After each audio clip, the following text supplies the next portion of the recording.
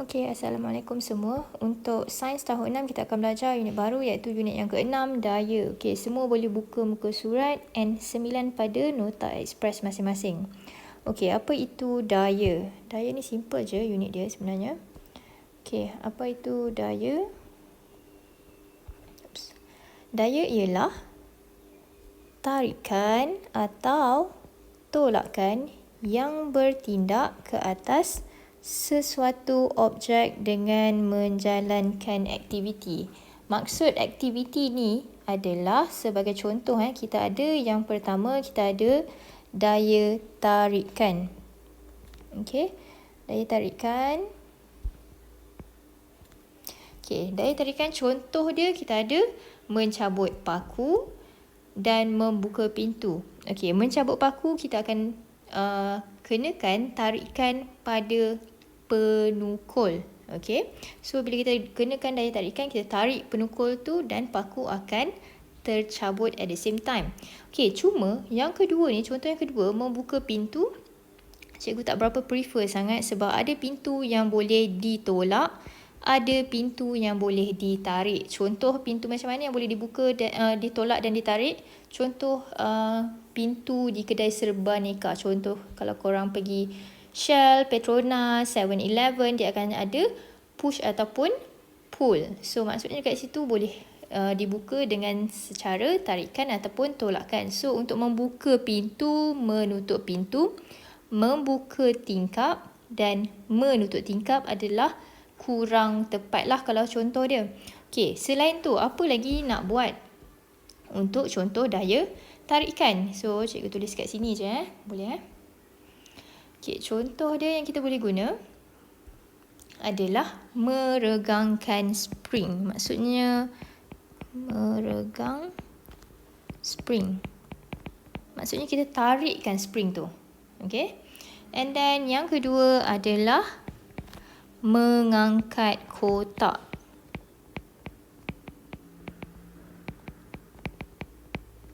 Okey, boleh? Oops. Okey. Alright, the next one adalah daya tolakan. This one, daya tolakan. Okey, contoh dia menjentik shilling, menolak troli. Selain daripada tu, kita boleh melontar batu. So, kita campakkan dia. So, itu adalah daya tolakan.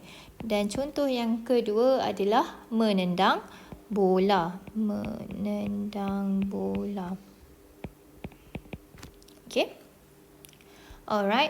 And then the last one adalah gabungan daya tarikan dan daya tolakan. So maksudnya dalam aktiviti yang kita jalankan tu ada daya tarikan dan daya tolakan. Contoh dia menggosok baju. Sebab gosok baju kan kita pegang setrika tu, kita tolak dan kita tarik. And then bermain yoyo pun sama. Kita tolak yoyo dan kita tarik semula yoyo. Selain daripada itu, kalau soalan kertas 2 ditanya contoh, yang pertama adalah mendayung sampan.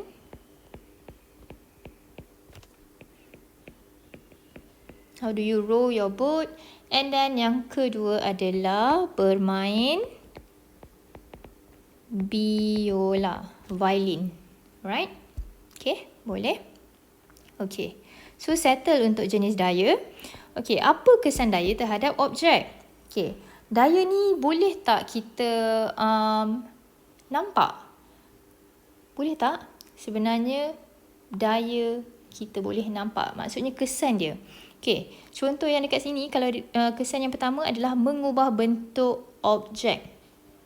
Okey, mengubah bentuk objek. So bentuk objek diubah macam mana? Contoh dia, kalaulah you all ambil satu tin kosong, kemudian kita kenakan daya tolakan terhadap tin kosong tersebut. Apa yang terjadi adalah tin kosong tersebut akan renyuk. Okey, so dia akan mengubah bentuk tin kosong tadi. Okey, daripada bentuk asal kepada tin yang telah kemik. Okey, yang kedua adalah mengubah arah gerakan objek. Mengubah arah gerakan objek. Okey, contoh kalau bermain tenis, bola tenis tu daripada hadapan. So bila kita pukul bola bola tenis akan berubah dia punya arah gerakan. Boleh? Okey, yang ketiga adalah mengubah kelajuan objek. Macam mana pula mengubah kelajuan objek ni? Okey. Contoh, dengan daya ni, kita boleh mengubah pergerakan kapal layar. Daya mana ni? Maksudnya daya daripada angin. Okey, kalau angin, dia akan mengubah kelajuan objek kapal layar. Kapal layar maksudnya kalau kata ada angin lebih laju. Alright. Okey, yang keempat adalah menggerakkan objek yang pegun. Pegun ni maksudnya objek yang statik ataupun tidak bergerak. Contoh, awak ada bola. Okey, bola tu statik, kemudian awak tendang bola tersebut.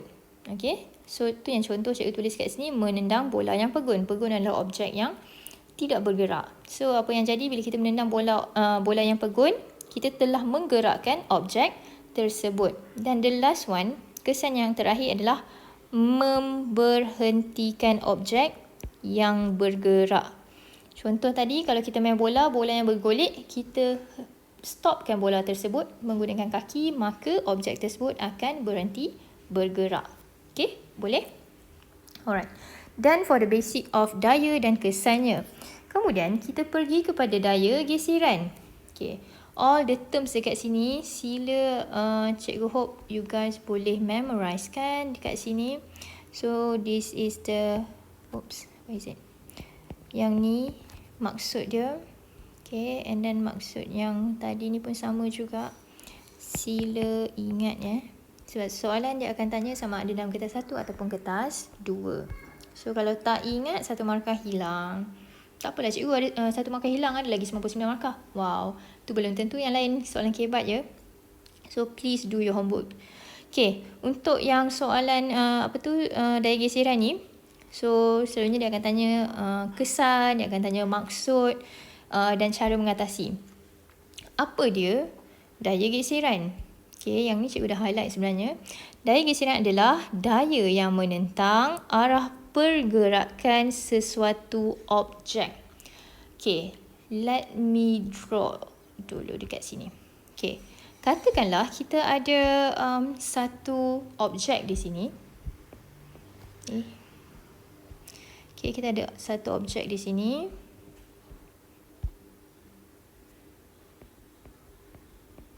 Di atas satu permukaan. Okay, ini adalah permukaan Ya Allah.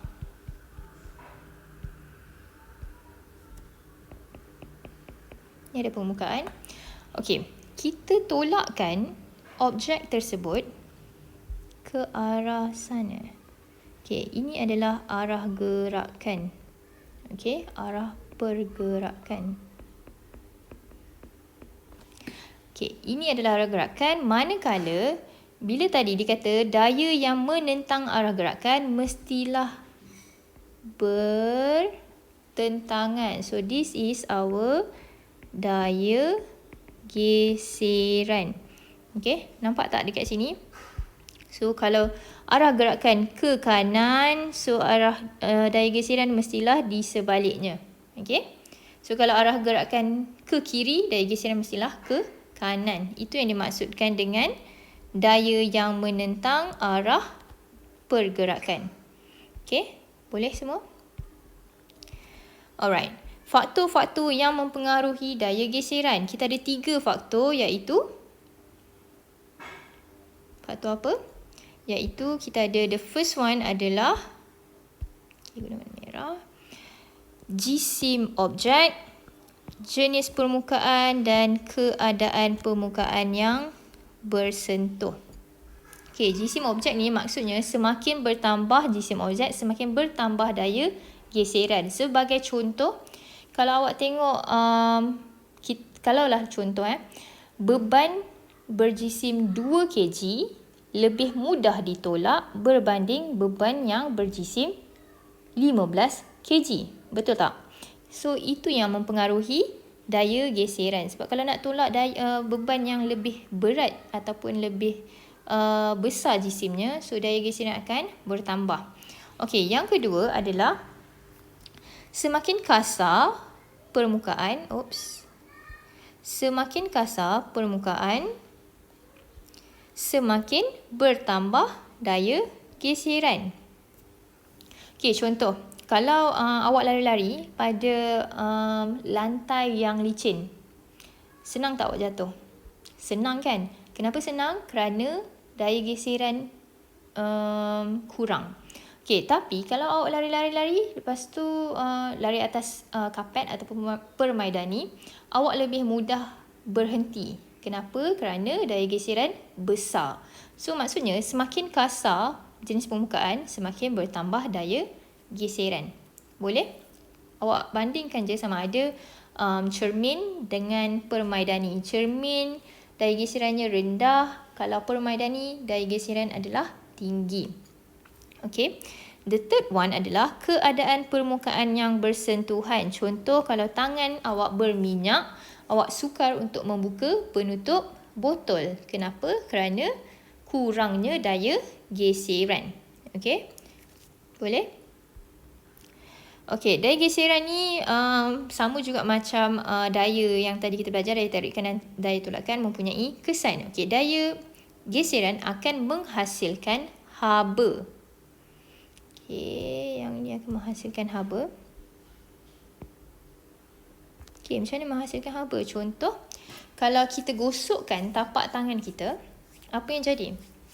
Rasa tak panas pada tapak tangan? Rasa kan? So, itu bila terdapat daya geseran akan menghasilkan haba. Okay.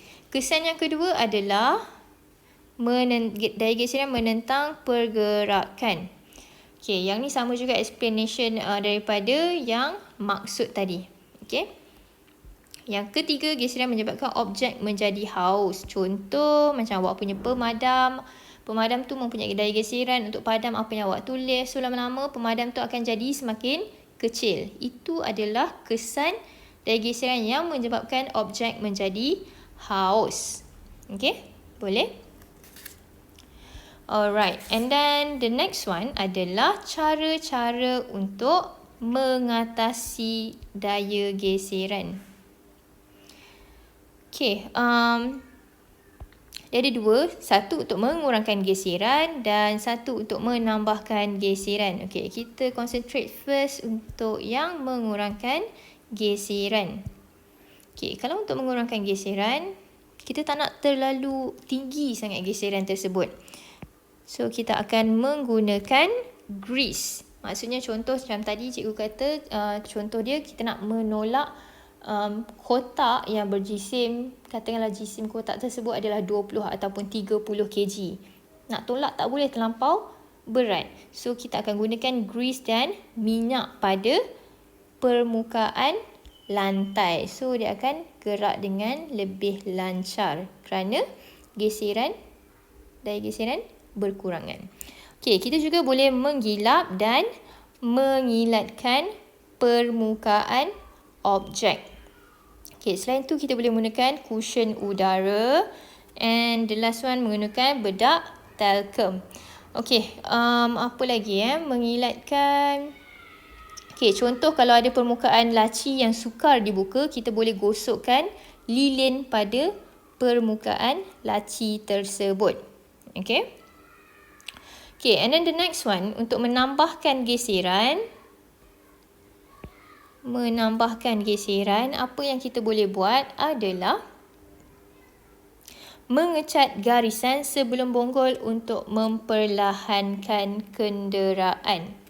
Okay, kenapa? Sebab kalau tak ada garisan tersebut, selalunya garisan sebelum bonggol ni dia akan lebih tebal sikit. So, dia akan menambahkan geseran pada permukaan tayar. So, kereta akan bergerak lebih perlahan.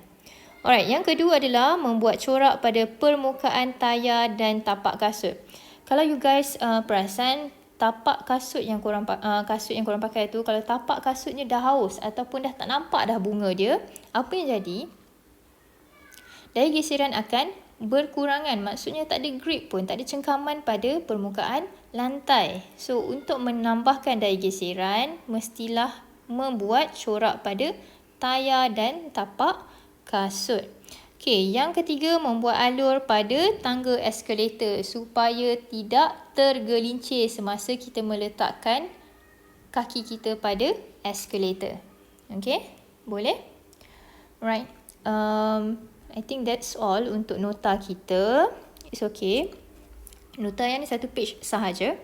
Alright, I hope you guys boleh buat latihan dekat sini. So, yang untuk muka surat 47 tak ada masalah. Okay. 48 pun tak ada masalah. 48 nyatakan kesan-kesan daya. So, you guys tengok sahaja kesan-kesan daya yang mana satu daripada 5 yang ni. Alright. Okay, this one nanti untuk the next video cikgu akan explain apakah faktor-faktor yang mempengaruhi geseran. Those yang boleh buat, cuba dulu. Kemudian baru tengok video jawapan. Okay, and then yang ni pun sama. Pun boleh ubah manipulasi, pun boleh ubah bergerak belas. Try dulu untuk daya geseran. Kesan daya geseran, kita dah ada dekat depan nota tadi. Kesan daya geseran. So, kita ada dah dekat sini. Okay, so you just put in the answers kat dalam muka surat 52. So, dekat sini sila lihat apa yang terjadi pada situasi di sini. Okay, so dekat sini apa yang jadi ni, and then apa yang jadi dekat sharpener, pemadam dan apa yang dia buat pada tangan dia. Alright, so itu adalah kesan daya geseran. Okay, and then yang ni, ni ikut sahaja nota yang cikgu bagi tadi.